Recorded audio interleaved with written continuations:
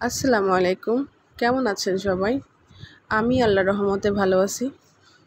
Surprise পেতে কার না ভালো লাগে বলেন? ঘুম ভেঙে যখন দেখি ডেলিভারি ম্যান ফোন দিয়ে বলছে, ম্যাম আপনার একটা পার্সেল আছে, তখন আমি বলি না, আমার তো কোনো অর্ডার নেই। তো আমার বোন যেহেতু আমার বাসায় আছে, ওকে বললাম যে তোর কি কোনো অর্ডার আছে? ও বললো না, আমার তো অর্ডার নাই। পরে ডেলিভারি ম্যানকে বললাম পার্সেলের উপর কোনো নাম টাম বা কোনো কিছু লেখা আছে? সে বলল যে না ম্যাম, এটা একটা সারপ্রাইজ গিফট। তো তখন বললাম যে দেখেন, বাসার অ্যাড্রেস বা সব কিছু ঠিক আছে তো? এটা কি আমারই বাসার অ্যাড্রেস দেয়া? সে বলছে হ্যাঁ ম্যাম। তো বললাম আসেন, বাসার নিচে আসেন। তো গেলাম, দেখি একটা সারপ্রাইজ গিফট। সে বলল যে সাবধানে নেন, এর মধ্যে হয়তো কেক আছে। তখনই আমার মনে হলো যে হয়তো বা মেয়ের জন্মদিন, ওই হিসাবে পাপা পাঠাইছে। তো ঘরে এসে পুরাই তো অবাক যে মেয়ের পাপা দেশের বাইরে থাকে, সে ওইখান থেকে অনলাইনে অর্ডার দিয়ে সারপ্রাইজ গিফটটা পাঠাইছে। মেয়ে তো দেখে ভীষণ খুশি, আমার অনেক ভালো লাগছে।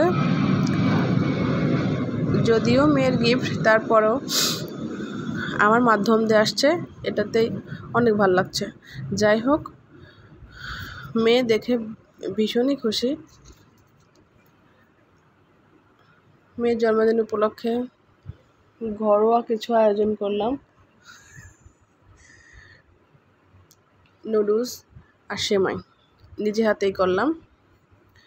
বাইরের কোনো মানুষ ছিল না তেমন। আমার ননদের মেয়ে আর ননদের নাতি ছিল, যাকে বলছিলাম সে তার অফিসে ছিল, সেহেতু সে আসতে পারে নাই। আমার মেয়ের এই 4 বছরের জন্মদিনে তেমন কোনো কিছু করা হয় নাই, এই প্রথম। এবার ভেবেছিলাম তেমন কিছু করব না, শুধু কেক কেটে তাকে খাওয়াই দিব, এরকম একটা কিছু।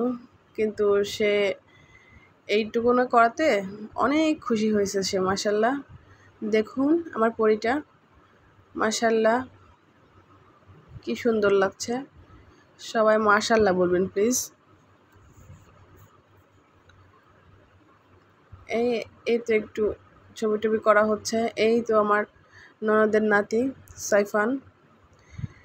ছোট কোনো বাচ্চাও ছিল না, একদমই নিজেদের মধ্যে। তো আমার ছেলেকে একটু ক্যামেরায় নেওয়া হলো, ও তো অনেক কান্নাকাটি করছে, মানুষ দেখলেও অনেক কান্নাকাটি করে, শুধু আমার কোলেই থাকতে চায়। আর মেয়েটা যখন থেকে কেকটা আসছে, মানে ছোট মানুষ তো খাওয়ার জন্য অনেক করতেছে।